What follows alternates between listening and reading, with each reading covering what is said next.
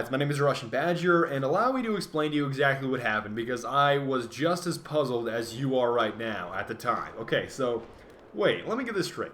You jumped out of the helicopter, you smawed the AC-130, and it sort of exploded while it was on fire. You got a kill, but it was still there. It didn't make sense to me either, and I thought to myself, wait a second, SMAWs don't repair vehicles, they destroy vehicles. Like, what do you think a SMAW does? I've talked to a SMAW before. He makes things that previously existed not exist. Like, literally all that he does is he rams himself into something and makes sure that it's not there anymore. That's what a SMAW does. And it was so puzzling at the time because I did everything right. It's like a montage clip, only it was ruined. Because once I left the server, I figured out that it was an instant vehicle respawn server. That's pretty much catfishery to me anyways. I probably should have checked the settings before I went in. But on those servers, the AC-130 never ever goes down. So there's like a small little explosion, and then this debris falls from the air, and then it just pops at a brand new AC-130 without any sort of hesitation. It's really weird to see. You probably saw it in the intro, but I was really sad about it because it ruined my entire moment. It just ruined it. So if I cry a lot, I'm probably going to cry more than that girl. I don't know if you guys have heard the story of a girl who cried a river and drowned the whole world. You know, the one that looks so sad in photographs, but I absolutely love her when she smiles? It's a long story, but I'm probably going to cry more than she does this evening, just because I'm so sad that my moment was ruined. The M60, alright, I'm going to talk about the M60 periodically throughout this entire video, but it is so dandy just because the way that it's lethal because I feel confident with it, because I'm shooting these gigantic bullets that do 34 damage at very, very close ranges, and it is just, it's weird to do with a bipod, but if you get it right, the M60 is a joy to use. It is just a joy. And there, I finally go down, but the thing is, like, there's so many instances, especially on this little cliffside right here, you almost just can't do anything about it. You really can't, just because, oh look up in the sky, what do you see? What the? Oh, okay, I see it now. Oh, I see what you're talking about. It's everybody and their mother dropping out of the AC-130 paradrop, trying to fall around you and knife you. It's really, really simple. Just because it's frustrating in Rush. You know, most of the time, a major trait of Rush is, okay, one enemy comes from that side, we're over here, and we shoot them as they come towards the MCOMs. Not so with the paradrop. The paradrop is like half the team is coming down all around you, just landing around you, ready to approach you from any direction. So that's a really, really vulnerable position over on the stone, or on the rock on the left-hand side over here. And it is just so much fun to use a tank when everybody's just running around in the open on the cliffside. Like, that guy got it right in the chest. That's probably not, it's not necessary. Like, of all the things that I could use a tank shell for. And I get him right in the face. Grease my gun. Why don't you shine my shoes, Mr. Grease my gun, man? Okay. And this, okay, there's a moment coming up where I just don't know what happened. I honestly, I watched it 3 or 4 times over. I had some sort of scientist analyze it. It didn't make any sense at all. Okay, so I shoot the ATV, right? I don't get a kill for it, and then it hits me, and then I for like a split second just said, you know what, gravity, I don't like your laws. I don't like your physics. I'm not comfortable with obeying gravity right now. I don't know what just happened. But you know what? 10 out of 10 would definitely flip over and defy gravity again. I would definitely do it again. I don't know why. I don't know why I felt the need to flop around on these rocks like a fish that was pulled out of the water since you didn't have a net. But it somehow paid off. I don't know why people take this little ice region down here really, really frequently, because it cuts off a lot of the visual angle from a lot of the guys that are up on the stone or up on the cliffs. Now, granted, you have those rock monsters and snow monsters and cliff monsters up on that left-hand side. Like, right now, if you can see way up on the cliff, you can get up there as a cloth monster, and it's very, very annoying. I know. And yes, I'm not going to analyze it directly, exactly how you evolve. Oh, he's on a rock, which makes him into a rock monster. But you'll see later on, there are plenty of rock monsters all around this entire map. I didn't destroy the canoe. I don't know why. Like, I feel the need to do that a lot more. I ran over that guy, but I didn't hit him with my tread, so I didn't kill him. And, okay, I get one gentleman, and I believe I got a second gentleman before he runs away. But in this, yeah, why are you crawling around under the tree? It's not going to save you, just because thermals are almost like a necessary, they're like a necessary component of all these maps, just because there's a lot of tree line, and there's a lot of variation in the colors, and I really think that You know, oftentimes in Metro, it's like, okay, I can easily see you no matter what color camouflage you're wearing. Even if you're wearing Spec Ops Black, I can see you. You're not some kind of, oh, I'm a ghost. I'm crawling around like a ghost. I blend in with the tiles on Metro. No, that's not the way it works. And I was very frustrated. It looked like this engineer was running away from me without repairing. You see that guy right there? I think he had a support kit, though. I thought I saw a little bullet icon above his head. So I think I'm pretty sure that's what it was, if I'm not mistaken. But I can easily say, you want to run thermal on your tank, or anything that you can for that matter. I'm not saying put a thermal scope on your gun just because it's useless most of the time, because, oh look, random dust is popping up all around. I didn't see this dust before I went into my infrared scope and the M60. It just sounds great, doesn't it? It just sounds great.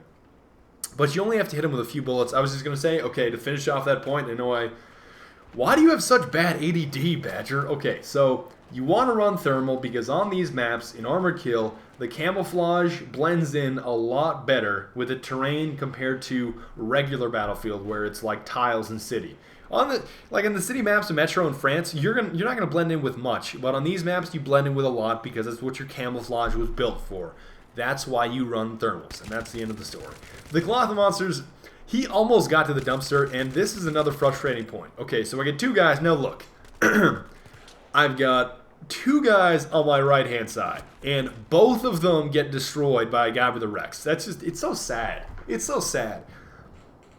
You see, I want to trust in my teammates. I want to have some sort of mutual respect and saying, okay, I'm going to guard this way, and you're going to guard that way, and neither one of us are going to get shot in the face. This is the mutual agreement.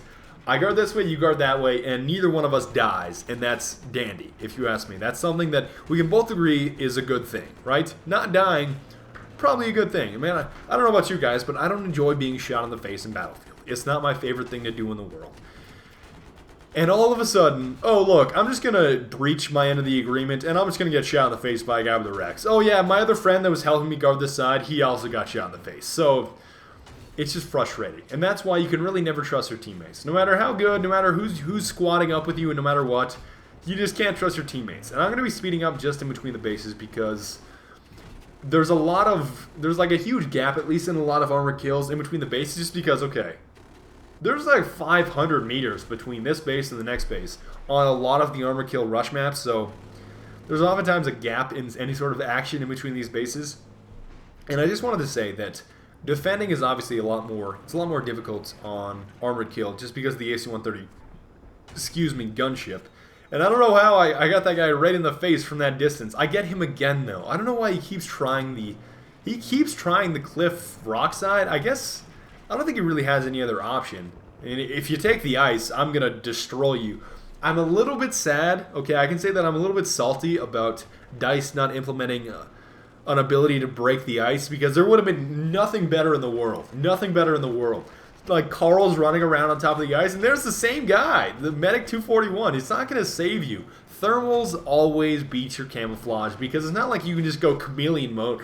I'm cold-blooded. You can't just go cold-blooded all of a sudden and hope that I'm not going to see you. Your camouflage does not save you because you still have body heat. Unless you can rid yourself of body heat, I'm going to see you, and I'm going to, most of the time, I'm going to be a considerate individual and hit you with a canister shell, but sometimes I'll hit you with an actual tank round, and that's not necessary. Like, of all the things you can do with a tank round, blow up a wall, perhaps destroy another tank. You don't really need to waste it on one single guy, putting it into his kneecaps or something, but I find that slightly humorous. And I also want to hear a little bit more about one certain little mechanic of the game, and I get this guy just because, why did you not jump out? Why?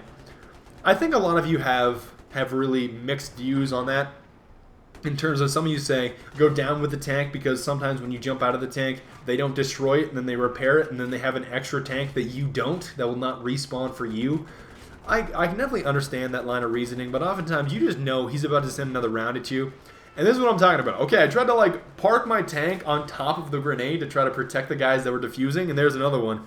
I shield all your grenades, dog. All them grenades. And I don't know if that really works or not. Like if you drive on top of it and your treads are in between, your quad's not going to save you again. I didn't even think I would get that guy. I almost thought the shot was behind him.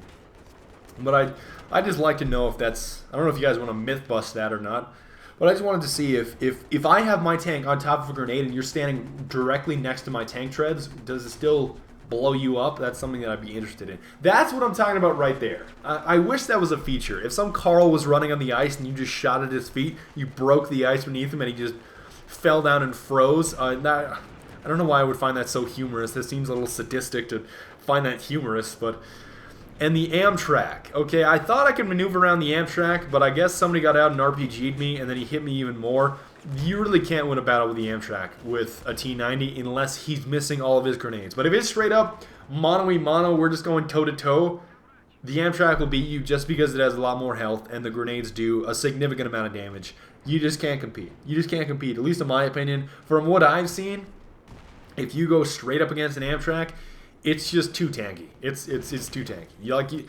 It takes a lot more rounds, and he's got grenade, just constantly bombarding you, and your damage goes down very, very quickly. Like your tank is gonna go down so quickly if you try to go toe to toe with an Amtrak. And I get sniped by a cloth monster. I didn't even get to see where he was. He's probably knowing me, I stand still way too much. He's probably somewhere being a rock monster on a cliffside, like Dovahkiin or whatever. But this is another situation where I think I'm just completely hypocritical. Okay, I see Carl over here. I give him a little swipe, like I stabbed his shoulder blade before he got stabbed in the neck. I don't think that's really necessary. But then later on, okay, you see me going for the knife right there. In about, I want to say 30 to 45 seconds, there's going to be a similar issue, and there's going to be a similar situation, and it's going to benefit me greatly. So I'm not really all that sad about it. But it's just another situation where... Unless you know for certain, do not go for the knife. Never really a good idea. And right here, I was trying to think, okay, how quickly can I take down this tank? And I know that tank sitting on the ice is sort of puzzled my brain. Like, could that tank really be on the ice without falling through? The physics of dice, you guys saw in the first 3 minutes, me flopping around in my tank. The physics are not always the best in this game. But I thought, okay, if dice is going to allow tanks on ice, that's fine. I went, okay, so I go and I try to RPG it. I don't even think that I hit it, but I forgot how many. This thing has like 25 side gunners that each do a ton of damage per bullet, and I just forgot that they would be looking that direction. It just didn't strike me that they would actually be looking there. Like, who looks behind a tank at a place where nobody's probably ever going to be in a bush? Like, who does that? It didn't really make sense to me, and I thought... flanking around it to try to get a shot directly into his backside would be the quickest way to take it down, but I guess all my flanking efforts were just useless. And here comes the situation, alright? This guy I probably should have aimed down sight on. Like, afterwards, after I watched this, I thought to myself, Badger, you know, you really could have aimed down sight. Like, okay, so he's behind me lurking. I don't know why he hasn't killed me yet. He still hasn't killed me. But then I finally say, okay, if you're not going to shoot me, I'm going to shoot you. And I probably should aim down sight, but it's not really a big deal because the AS Val, it kills pretty quickly. And then here it comes. Don't go for the knife. Nice one. There's the... That could have turned in... Okay, it could have been a single kill followed by two guys slitting my throat or shooting me. And instead it turned into a triple kill for me while I only had 9% health left. That's one bullet with any gun in the game. You would have killed me. 9% health, one bullet, any gun in the game, I'm dead. But instead they're running after my quote-unquote sandwich, and that's how you die. That's how you make an unfortunate decision that wasn't the correct one, and you die. It's a little bit saddening for him, and it's even worse if you're the attackers because you have to run or take a vehicle all the way back here. I seriously doubt anybody in your squad is alive in this general region, so it's even worse for him. And the rock monsters, like, running's not going to save you, and there's so many that lurk right here. I mean, I guess it's a good idea because you can set up softlims and so forth, and yet again, I'm still sort of sick. I think you guys can still notice this. I said last week that I was almost done with my sickness, despite the fact that I'm almost coughing like every 2 seconds now. Maybe it's just because I'm talking so much. Maybe I just shouldn't talk so much. But I just wanted to say that the AS Val and the M60 that I'm both using in this game, they're very handy because the AS Val is... Alright, I think we're good now. Okay, that cough just fixed everything. That was totally great. Alright.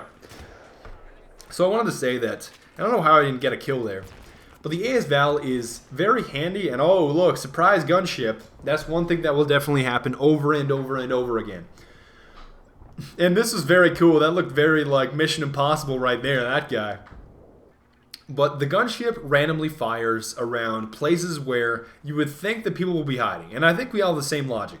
If it's near a dumpster, if it's a shack, if it's any place that's around the MCOM that look like it could at all conceal your body or any part of your body, the gunship will probably hit you with a shell. And I essentially think of the gunship as a huge game of tag with your teammates. It's like, okay, the AC-130 is it, right? You know, tag, you're it. I'm sure we're all familiar with this. But run in opposite directions. Run in different directions. It's almost like a preschool playground. Just, all right, everybody run in different directions. Don't touch me. Don't get near me. I don't want to be close to you. And I don't approve of your conduct. Give me your sandwich, dog. And it's probably not worth it because I think they set both MCOMs, or they set one MCOM. And no, they set both MCOMs as I was running around doing an awful thing, making a terrible decision. I get taken down by the tank. But since my team is so dandy, they somehow defused both of them. And here I'm just trying to flank at C4, but it's just, yet again, I don't know how these people see me. I guess I would probably think that it was probably me just being silhouetted against the snow. I mean, obviously, if you have a huge black set of camouflage or a dark set of camouflage, and you're silhouetted against white snow, they're obviously going to see you. But right here, this is exactly where you want the M60. I guess a 3.4 times scope, maybe 4 times is better. But I love the M60, and overall, I think you're a huge catfish if you use the Assault class on Armored Kill. It's so vehicle-oriented, just use something that will destroy a vehicle. Like, people think that they're safe from this distance. No. Like, no. That you're so accurate, you have little to no spread, you have no recoil.